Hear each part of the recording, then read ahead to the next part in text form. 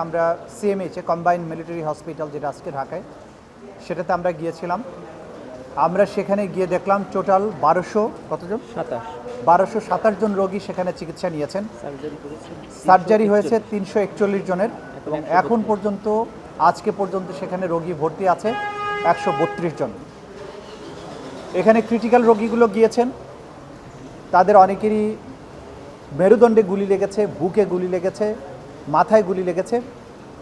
খুব ইন্টারেস্টিং একটা তথ্য আমরা পেয়েছি আজকে। একজন রোগীর পিঠ থেকে যে গুলিটা অপসারণ করা হয়েছে সেটা একটা বড় বুলেট, যেটা ছবি আমার কাছে আছে, আমরা আপনাকে দেখাবো, যে একটা সামরিক বাহিনী যে বন্দুক ব্যবহার করে সেই বন্দুকের গুলি সেখানে পাওয়া গিয়েছে।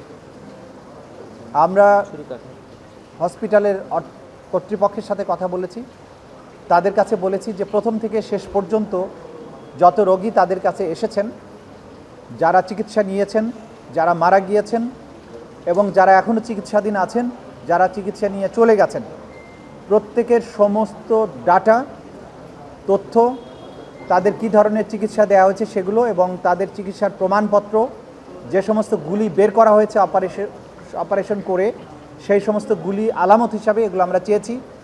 এগুলো আজকে যেহেতু আমাদের ফুল সুইং তদন্ত সংস্থা সেখানে যেতে পারেননি, পরবর্তী সময়ে তারা গিয়ে এই আলামতগুলো সংরক্ষণ করে নিয়ে আসবেন, সিজ করে নিয়ে আসবেন।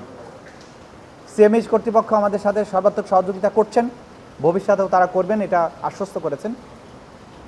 আজকে বিশেষভাবে আমরা যেটা বলতে চাই আমাদের প্রসিকিউশনের পক্ষ থেকে, যে দেশব্যাপী যাদের কাছে যে আলামত রয়েছে, যারা আহত হয়েছেন, যারা গুলি নিয়ে বয়ে বেড়াচ্ছেন, যে সমস্ত শহীদ হয়েছেন তাদের পরিবারের সদস্যরা স্মৃতি নিয়ে ঘুরে বেড়াচ্ছেন, অনেকের কাছে অনেক ধরনের এভিডেন্স রয়েছে। কেউ কেউ মামলা করেছেন, কেউ কেউ এখনও মামলা করেননি। যারা মামলা করেছেন তারা এবং যারা এখনও মামলা করেননি তারাও, সবাইকে আমরা আহ্বান জানাচ্ছি আন্তর্জাতিক অপরাধ ট্রাইব্যুনালের প্রসিকিউশন টিমের কাছে আমরা যে ডেস্কটা ওপেন করেছি সেখানে এসে আপনাদের এই তথ্যগুলো আমাদের কাছে দিয়ে যাবেন। আমাদের সাথে গত সপ্তাহে আইন উপদেষ্টা মহোদয়ের আলোচনা হয়েছে। আমরা দাবি জানিয়েছি দ্রুততম সময়ের মধ্যে ট্রাইব্যুনালটা পুনর্গঠনের ব্যাপারে, কারণ ট্রাইব্যুনাল পুনর্গঠিত না হলে আদালতের কাছ থেকে অনেকগুলো নেসেসারি আদেশ আমরা নিতে পারছি না। আদালতের আদেশ ছাড়া অনেকগুলো কাজ বন্ধ হয়ে আছে। আদালত খুব দ্রুততম সময়ের মধ্যে, উনি আশ্বস্ত করেছেন আগামী এক সপ্তাহের মধ্যেই সম্ভবত পুনর্গঠিত হবে। আদালত পুনর্গঠিত হলে আমাদের যে বিচারের যে আনুষ্ঠানিক প্রক্রিয়া সেইটা শুরু হবে।